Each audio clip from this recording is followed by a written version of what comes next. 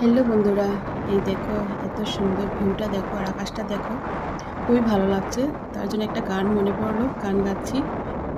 আজ এই দিনটাকে মনের খাতায় লিখে রাখো, আমার পড়বে মনে, কাছে দূরে যেখানে থাকো।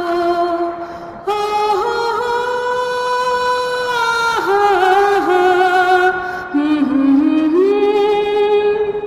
হাওয়ায় গল্প আর পাখিদের গান শুনে শুনে আজ এই ফাল্গুনে দুটি চোখে স্বপ্ন শুধু আঁকো।